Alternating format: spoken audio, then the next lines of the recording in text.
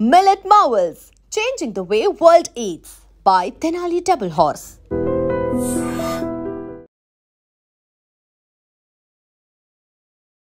నాన్నను చూస్తే నాకు భయమేస్తుంది. అమ్మను నాన్నే చంపేశాడు. అమ్మ పైన ఏదో పోసేశాడు. ఆ తర్వాత ఆ అమ్మ చెంపపై కొట్టి నిప్పు పెట్టేశాడు. ఇప్పుడు మా నాన్నను చూడాలంటేనే నాకు భయమేస్తోంది అంటూ ఆ చిన్నోడు చెప్తున్న మాటలు తీవ్రంగా కలిచివేస్తున్నాయి. ఉత్తరప్రదేశ్లోని గ్రేటర్ నోయిడాలో ఈ భయంకరమైన ఘటన జరిగింది. అదనపు కట్నం కోసం భార్యను వేధిస్తూ వస్తున్నాడు విపిన్ భట్టి అనే వ్యక్తి. భార్య పేరు నిక్కీ. అయితే తరచుగా వీళ్ళ మధ్య గొడవలు జరుగుతూనే ఉన్నాయి.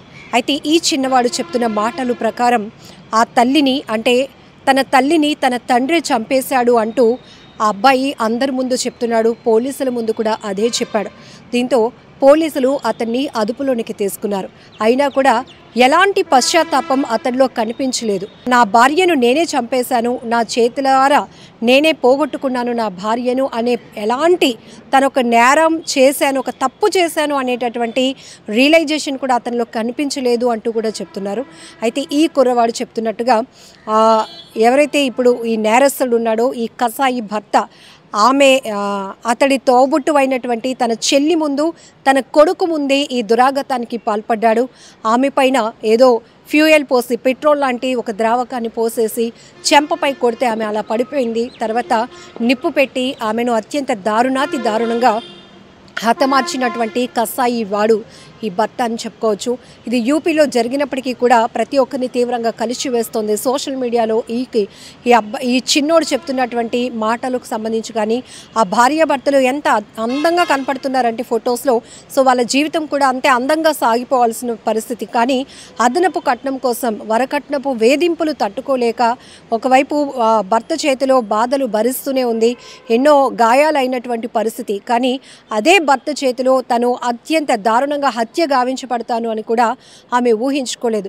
ప్రతి అమ్మాయికి వివాహ జీవితం అనేది చాలా ఒక పెద్ద డ్రీమ్.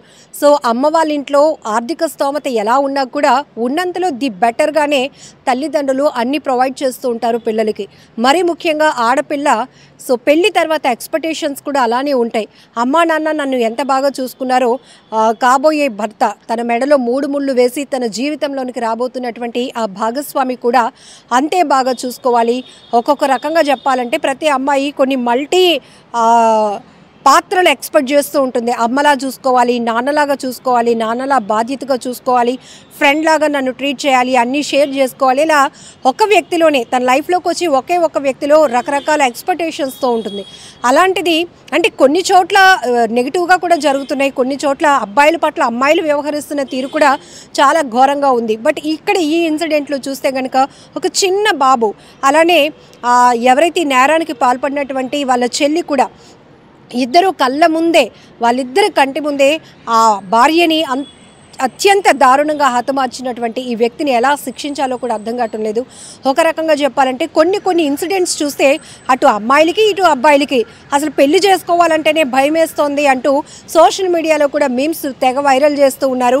కొంచెం గ్యాప్ ఇవ్వండి అమ్మా అంటూ అమ్మాయిలకి సంబంధించిన సెటైర్లు చూస్తున్నాం. అలాగే కొన్ని చోట్ల అమ్మాయిల్ని దారుణంగా బలి తీసుకుంటున్నటువంటి పరిస్థితులు కూడా చూస్తున్నాం.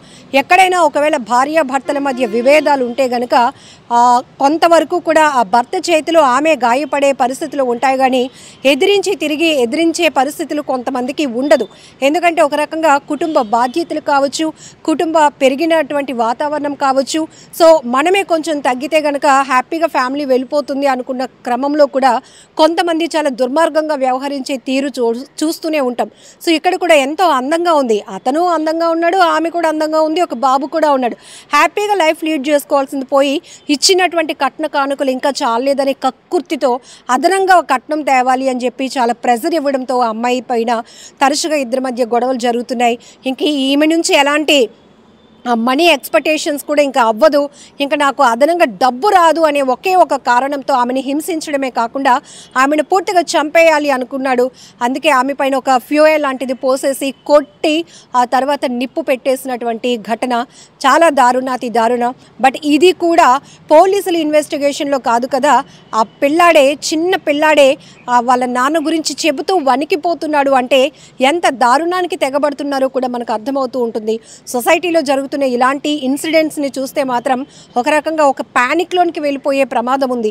మంచి వాళ్ళని కూడా అనేక రకాలుగా అనుమానించాల్సినటువంటి పరిస్థితులు వస్తున్నాయి. ఎందుకంటే అంత సినిమాటిక్గా ప్లాన్ చేస్తున్నటువంటి నేర ప్రవృత్తులు చూస్తూ ఉన్నాం.